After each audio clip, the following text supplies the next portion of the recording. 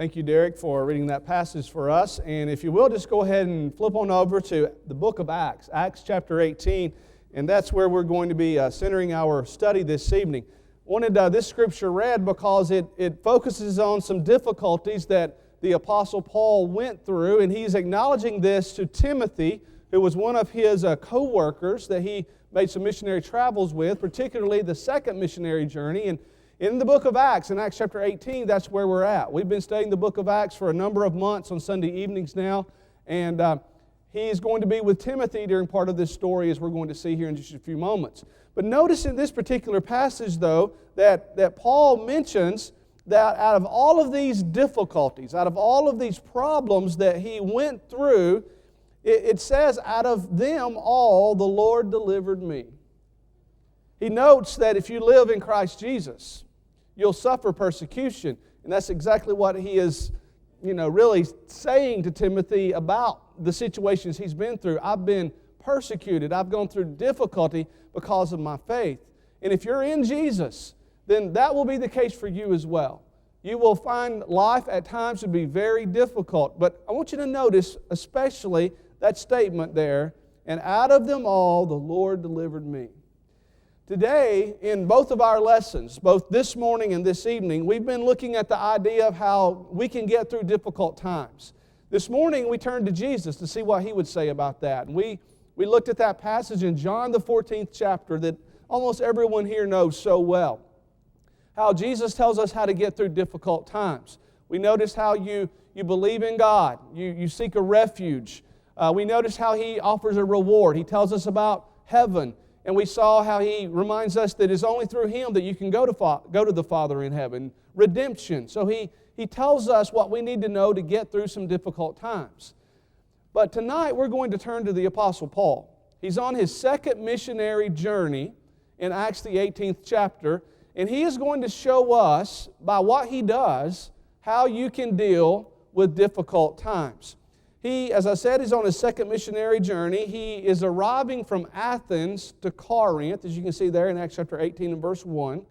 And many believe at this point in Paul's work as a minister and as an apostle and as a missionary that he has reached a low point in his ministry. Many believe that this was maybe the lowest point in Paul's ministry. Some even believe that he might have even been feeling what we call depression. And there is some decent proof of this if you look at 1 Corinthians chapter 2 and verse 3.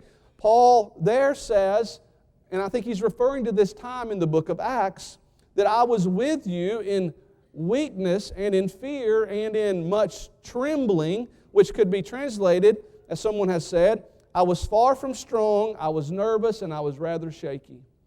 So no doubt this is a difficult time, just to say the least. We can be certain about that. And there are some legitimate reasons that we can consider that might have made this a very difficult time during the ministry of the Apostle Paul. We know, one, he was fatigued. Sometimes when you get physically fatigued, you bottom out emotionally. He had walked about 53 miles between Athens to Corinth. And so he was tired. He was physically fatigued. At this moment when he gets there, he's alone. If you'll notice down in verse 5, his traveling companions, Silas and Timothy, they're not there yet. He leaves them behind. And he comes from Athens down to Corinth, and he is by himself. And not only that, Paul was what you might call bivocational. We see there in verse 3 that he was a tent maker. This simply means that he worked with his hands to provide for himself, and at the same time he did the work of a minister. Now, I would remind you that over in the book of 1 Corinthians, Paul takes the time to explain how it's okay for a minister to be supported by the church. But yet Paul made the choice to work with his hands so that he wouldn't have to take as much from the church. But that certainly caused some physical stress, perhaps some emotional stress on him. And then notice in verse 5, it acknowledges that he was compelled by the Spirit to testify to the Jews that Jesus is the Christ. Some have suggested that this phrase, and the King James actually says he was pressed in the Spirit. Some have suggested that this means he was spiritually stressed at this moment. And actually the original language, the Greek word that's translated compelled or pressed, it actually means to hold together. And if you put that together, what this verse actually says is that Paul was held together by the Spirit. Now you may look at that in a couple of different ways. You may look at that in a way that, well, that's a good thing. Or you may look at that from the perspective of the Spirit had to hold him together. He was so distraught. He was so low at this moment that it took God's help for him to get through this moment. Well, there are other things. He may have also felt a sense of failure. He had not had a lot of success in Athens, and when he was up in Athens, they called him names. They said he's a babbler. Later it says that they mocked him, and there were just a few that accepted the word of the Lord on that occasion. They were a mixed-up city in Athens, a lot like modern America, we might say, where, everybody had their idea, everybody wanted to share their idea, and everybody wanted their idea to be just as legitimate as everybody else. And so that's a difficult type of work to do when you're trying to convince people of God's truth. And so now we see him in chapter 18, where he may have been very frustrated among all of these other things that we've already mentioned. He left a city of idolatry. Remember Athens? It is said that it was easier to find a god there than to find a man. There were so many gods to the heathen gods there. More idols in that city than actually people that lived there. And so he was frustrated leaving Athens, perhaps feeling that he had not had a whole lot of success. And guess where he's going? He's going to perhaps the most immoral city in the first century. He is leaving a city of idolatry, and he's going to a city of immorality. Because you remember at Corinth, there was the temple of Aphrodite. She is the goddess of sex. And it is said that there were thousands of prostitutes who sold their bodies in the temple of Aphrodite in the name of religion. This is the atmosphere that the Apostle Paul, worn out, tired, beat down, literally, persecuted, literally, goes to when in 18 and verse 1, it says he departed from Athens and went to Corinth. And so it's true, even as we stand here this evening in the 21st century, just as this verse says, if we live godly in Christ Jesus, we will suffer persecution. Fortunately, we do have the benefit of living in what is still the greatest country in the world. And while there are some obvious struggles that we have, we still are, for the most part, protected in our freedom of speech and our practice of religion.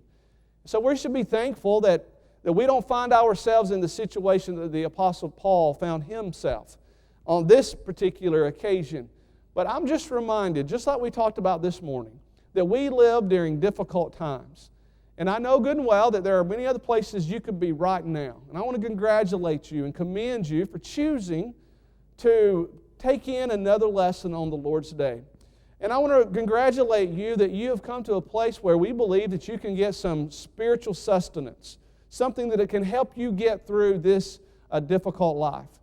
Now, in this audience, we have people who are at all extremes. We've got a group of young people, for instance, that just left Camp Maywood this past Friday, and they're at a spiritual high, like we talked about this morning. They're on a mountaintop, and they're feeling good about themselves. They've been around the kind of people you want to surround yourself with. We're going to talk about that a little bit tonight.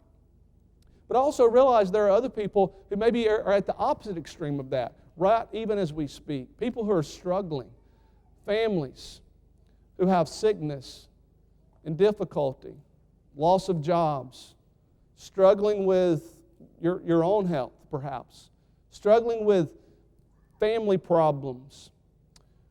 Perhaps there is separation or divorce, or you're having problems with your kids. You want them to do right, and they won't do right. And all of these things that human beings deal with, and it's just a reminder that we go through some very tough times. And we've seen what Jesus said about that this morning. Let's see what the Apostle Paul, here in Acts the 18th chapter, actually does that shows us some things that we can do to deal with these difficult times and hopefully get through them and keep our faith. First thing that we notice that he did, he got associated with the right people.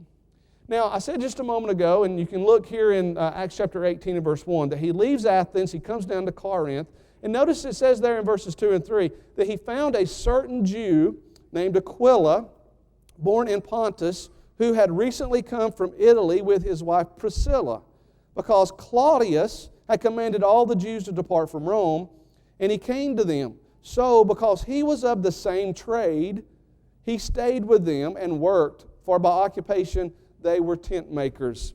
One of the greatest things that God gives to His people is the encouragement of friends. And you know where you find those friends today? The best place to find those friends today is in your circle of faith.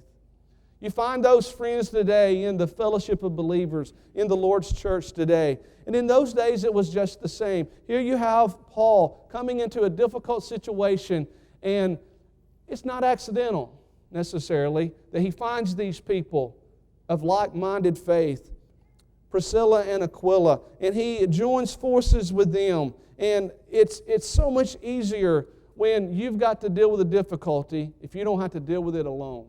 Paul was in a difficult stage of his ministry, and all of a sudden, although he could have done it alone, God would never put upon anyone a situation where they could not do it by themselves. I'm convinced of that.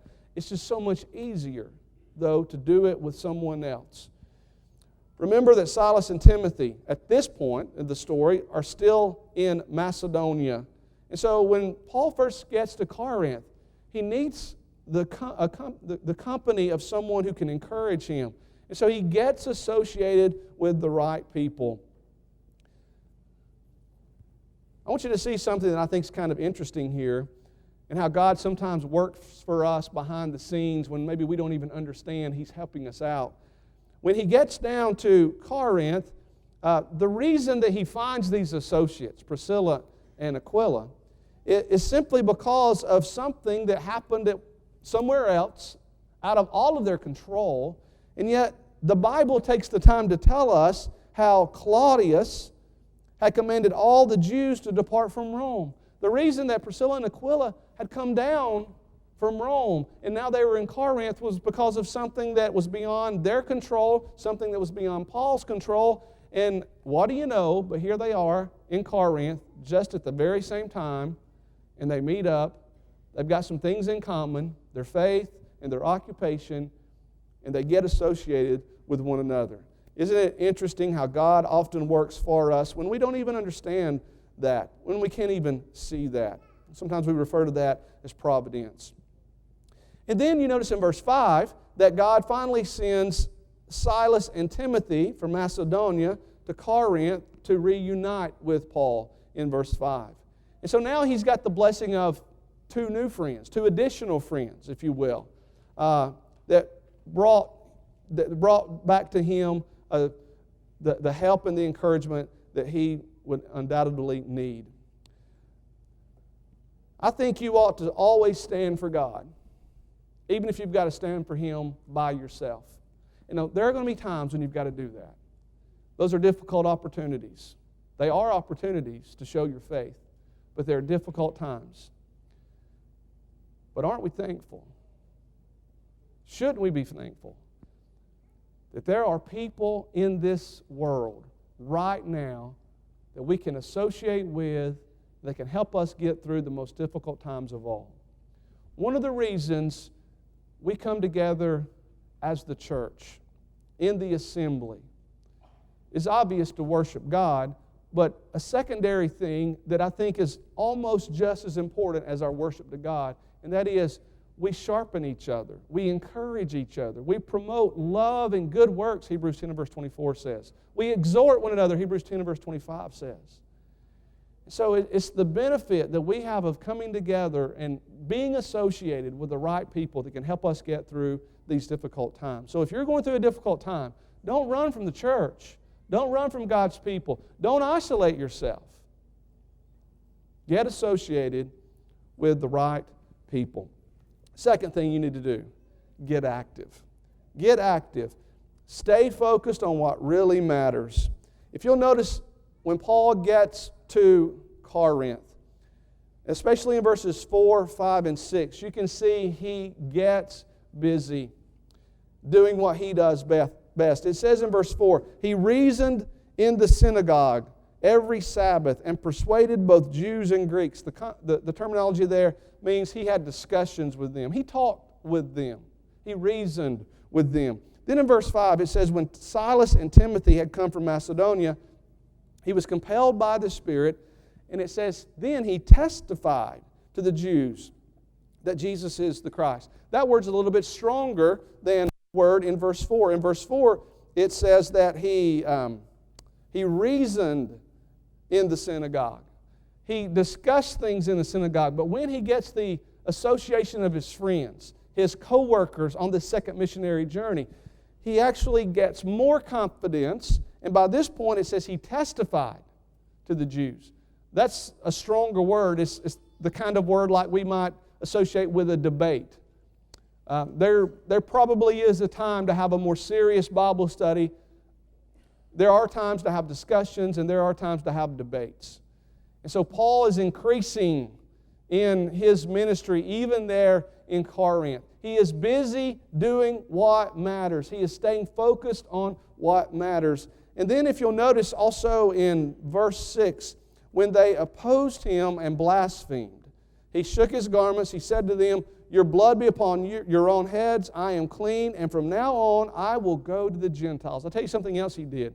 He stayed focused on his next mission.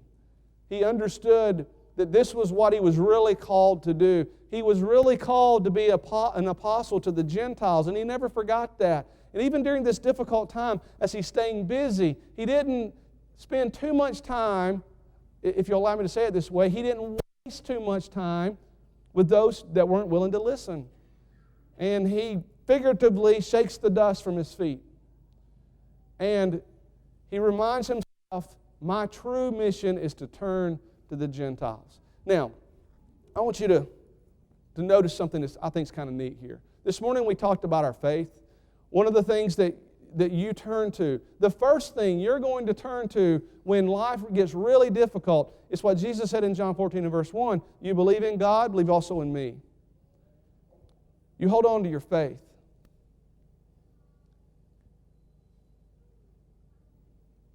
But have you ever sat around when times were difficult, I should say, and you were going through difficulty, and you said to yourself, I just feel so much better because I believe in God.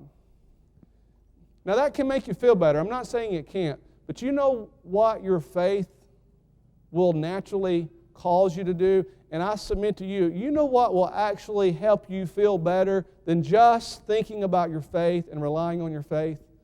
It's allowing your faith to do what faith does. What does James chapter 2 say that faith does? It acts. It responds. It doesn't just sit around. I'm not saying that there isn't something to hold on to. I'm not saying that faith, your assurance, your trust in God that He's there and He's with you and He's going to help you is not a very significant thing when you're going through difficult times. But I am saying that when you're going through difficult times, have that faith, but let that faith do what it's supposed to do. What is that faith supposed to do? It's supposed to act. It's supposed to work. It's supposed to trust and obey. And that's exactly what Paul's doing here. He's getting up. He's getting busy. He's not just sitting around, when he gets done working on tents with Priscilla and Aquila and thinking how terrible life is. Instead, when he has the opportunity, he's discussing, he's debating, and he is pointing toward the future, the work that he's going to do with the Gentiles. So, one way to get through a difficult time is to get busy doing something. You remember Elijah? Elijah who incidentally ran off after the queen told him she was going to do to him what he had done to the false prophets of Baal. He abandoned the scene and he went off and he got down and out. He thought he was the only true prophet left. And God came and ministered to him. And you know what really got things turned around for Elijah? in 1 Kings chapter 19, you know what really was the thing that helped him? God gave him some assignments that prophets do. He told him to go do some things that prophets do. And it was him getting up and going and starting to do some things that got him, if you will, turning the corner. And I'll submit to you, that's a great thing to remember when you're down, when you're out, when your faith is being tested. Let your faith work. Let your faith respond. Let your faith obey. And get out there and serve God. Do what Paul did on this occasion. He reasoned, he testified, he pointed to the future and remembered his true mission. So get active. Stay focused on what matters. Third and final thing that can help us get through difficult times. Get aboard with God's promises. If you look at verses 9 and 10. In verses 9 and 10, remember, things had not been going all of that great. It says there in verse 6. And, let's just start reading in verse 7. We'll read down through there. It says, he departed from there and entered the house of a certain man named Justus, one who worshiped God, whose house was next door to the synagogue. Notice when they kind of kicked him out of the synagogue, he just moved next door. And then it says, Crispus, the ruler of the synagogue, believed on the Lord with all of his household, and many of the Corinthians, hearing, believed and were baptized. Incidentally, in 1 Corinthians 1 verse 14, it says that Crispus was actually one of two people that Paul actually baptized here. So this was an interesting connection that Paul had with Crispus. Now in verse 9, now the Lord spoke to Paul in the night by a vision. Remember the context. He's down, he's out, he's tired, he's been persecuted. Even here in Corinth, he's not giving the most warm reception. Then the Lord spoke to Paul in the night by a vision, and this is what he said, do not be afraid, but speak and do not keep silent. And here it is, verse 10. 3 promises. For I am with you, and no one will attack you or hurt you, for I have many people in this city. Number 1, there is the promise of God's presence here. He says, I am with you. When life is difficult, remember that God is with you. Number 2, there is the promise of His protection. Not only will He be present, but He will protect us. It says in verse 10, no one will attack you or hurt you. And if you keep reading in this story down through about verse 17, there is actually a situation where it plays out. There is actually the situation when the enemies of the Jews try to come against Paul. And there is a proconsul here, Galileo, the proconsul of Achaia. And he makes a providential ruling, we might say. A ruling that's favorable for Paul and Timothy and Silas. It's one that actually helps them. It's one that actually protects them. And so just like earlier in the chapter, when just so happened, and we believe this was, the hand of God in this, but just so happened, you've got Priscilla and Aquila who are there to assist and to encourage the Apostle Paul. You also have, later in the chapter, God using someone who is not a Christian at this point. So God can use Christians, God can use non-Christians to help us, to encourage us, even to protect us. He did it in the Old Testament all the time. He would use some, king of some idolatrous people, and they might actually work in favor of God's people at times. And that's what He does on this occasion. So there's the promise of God's presence, there's the promise of God's protection, and then there is the promise of God's power when He says, for I have many people in this city. I don't know if He was talking about the proconsul when He said that, how He was really meaning, I'm going to use people that maybe aren't even for me to work with me. But no doubt, though, He had some in mind that would be an encouragement to the Apostle Paul. It's almost like it comes full circle, because what does Paul need when he first gets to Corinth? He needs the right associates. And what does God promise him at the very end? I've got people here that are going to be with us and for us. So when you're going through a difficult situation, and you will, if you haven't already, what do you do? We saw what Jesus said to do this morning. We see what Paul actually did as he's going through some difficult times. Get associated with the right people. Make sure you get active. Let faith work. And make sure you get aboard with the promises of God. We said it this morning, I want to say it again. If God makes a promise, you can count on it coming true. When God promises you something, you can always remember that it will happen. If God says He is for you, who can be against you? And He is for you. He is for you. Who can be against you?